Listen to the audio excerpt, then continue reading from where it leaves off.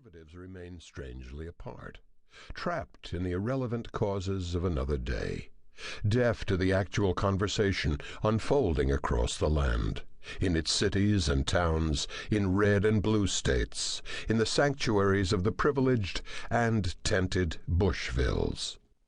This conversation has yielded a new vocabulary, rather, instilled fresh meaning in a familiar vocabulary.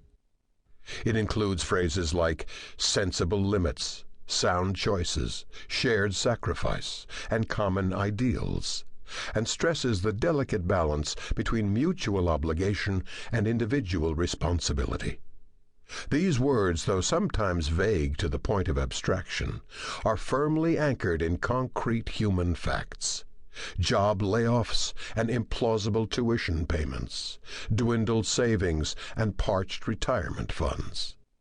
And in aggregate, they form the undertone of what Lionel Trilling, in The Liberal Imagination, called a culture's hum and buzz of implication, a buzz and hum most audible today in gallows humor and nervous asides, in the anxious tones of people, tens of millions, if not more, bound in uncertainty and fear, obsessed in their private lives with vast public problems that even the best and the brightest seem unable to comprehend, much less solve. It is all part of an idiom conservatives were once well versed in, and in fact helped create. But today one must strain to hear any semblance of it in the words spoken and written by our professed conservatives, for on the great issues of the day they are virtually silent. This is not to say conservatives, or what now passes for them, have fallen altogether mute. On the contrary, they continue to intone the stale phrases of movement politics. If you attended a panel luncheon of prominent conservative magazine editors, as I did in the spring of 2009 at the Harvard Club, you heard the urgent call to take back the culture. But from whom exactly? Along with dire admonitions that the Obama administration had placed America's economic freedom in jeopardy. This on the very morning that Wall Street had ecstatically embraced the Treasury Secretary's plan for assisting the nation's banks. What these conservative intellectuals said wasn't just mistaken. It was meaningless. The clatter of a bygone period, with its culture wars and attacks on sinister elites. There was no hint of a new argument being formulated, or even of an old one being reformulated.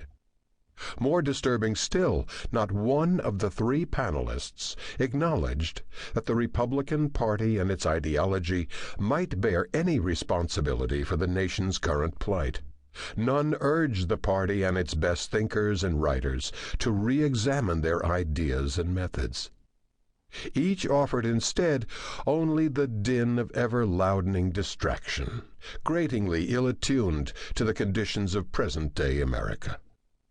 The event was a microcosm of movement conservatism, the corollary of the actions, or rather inactions, of Republican legislators in the first weeks of the Obama presidency, when they marched in virtual lockstep against the stimulus program, even as free market gurus conceded the federal government must seize command of a ravaged economy.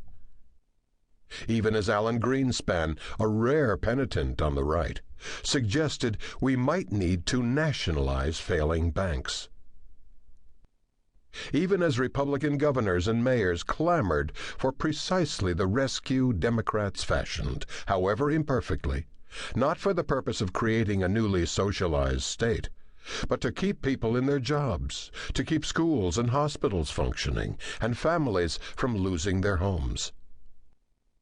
How did the GOP and its intellectual allies sink into this torpor?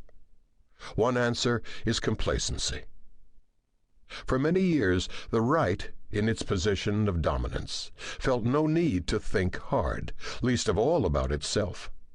Another is that the crisis on the right is the endgame of a long-running debate, not only between conservatism and liberalism, but also within conservatism, and sometimes within the minds of individual conservatives, about the nature of government and society.